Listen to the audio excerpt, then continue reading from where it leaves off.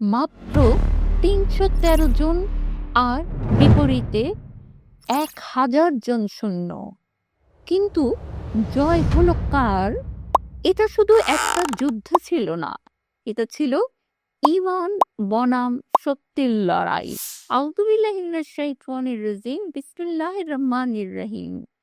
আসসালামু আলাইকুম ওয়া রাহমাতুল্লাহি ওয়া বারাকাতুহু। আমার শ্রদ্ধাভাজন শ্রোতা ও সুধীমণ্ডলী, আপনাদের আন্তরিক শুভেচ্ছা ও স্বাগত জানাই কুন ফায়াকুন ইংরেজি চ্যানেলে। আল্লাহর অশেষ রহমতে আশা করি সবাই ভালো আছেন। আমাদের আজকের আয়োজন বদরে মুসলমানদের পাশে কে যুদ্ধ করেছিল, ফেরেশতারা কি সত্যি যুদ্ধ করেছিলেন?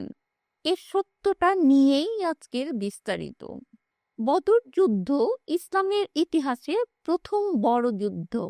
এটি শুধু অস্ত্রের যুদ্ধ ছিল না, বরং আল্লাহর উপর ভরসার পরীক্ষা ছিল। আল্লাহ সূরা আল ইমরান ৩/১২৩ নম্বর আয়াতে বলেন, নিশ্চয়ই আল্লাহ তোমাদের সাহায্য করেছিলেন বদরের দিনে যখন তোমরা ছিলে দুর্বল। শেষ পর্যন্ত শুনলে আপনিও স্বীকার করবেন এর সত্যগুলো অনেকেরই অজানা। বদরের সবচেয়ে বড় শিক্ষা তাওয়াক্কুল, আল্লাহর উপর ভরসা।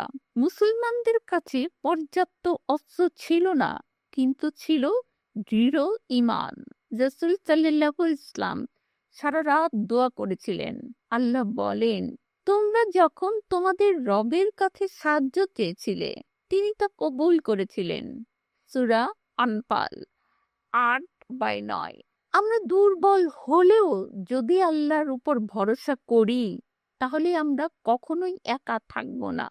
বদরে সাহাবারা একসাথে ছিলেন, এক নেতৃত্বে ছিলেন এবং আল্লাহ রাসূলের নির্দেশে একাত্ম ছিলেন। আল্লাহ বলেন, তোমরা আল্লাহ ও রাসূলের অনুগত হও এবং নিজেদের মধ্যে ঝগড়া করো না। সূরা আনফাল ৮/৪৬। যেখানে বিভেদ সেখানে পরাজয়, যেখানে ঐক্য সেখানে আল্লাহর সাহায্য। জয় আসে না সংখ্যার মাধ্যমে, জয় আসে আল্লাহর পক্ষ থেকে। আল্লাহ বলেন, জয় তো শুধু আল্লাহর পক্ষ থেকেই আসা। সূরা আনফাল ৮/১০। মুসলমানদের পাশে ফেরেশতা পাঠানো হয়েছিল। আপনি যদি আল্লাহর পথে থাকেন, তাহলে অদৃশ্য সাহায্যও আপনার জন্য আসবে। বদরের সাহাবারা যুদ্ধ করেছিলেন শুধুমাত্র আল্লাহর সন্তুষ্টির জন্যে। আল্লাহ বলেন, যাতে আল্লাহ মুমিনদেরকে পরিশুদ্ধ করেন। সূরা আল ইমরান ৩/১৪১। নিয়ত যদি খাঁটি হয়, তাহলে ছোট কাজও অনেক বড় হয়ে যায়। বদর আমাদের শেখায়, শক্তি না, ঈমানই আসল শক্তি। সংখ্যা না, আল্লাহর সাহায্যই আসল বিজয়। আজকে আমাদের নিজেদের কাছে প্রশ্ন, আমরা কি বদরের সাহাবাদের মতো আল্লাহর উপর ভরসা করি বা করতে পারি?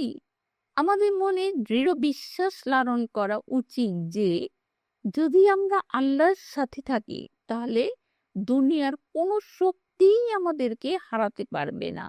আল্লাহ আমাদের সবাইকে এই চিরন্তন সত্য উপলব্ধি করার তৌফিক দান করুন। আমিন।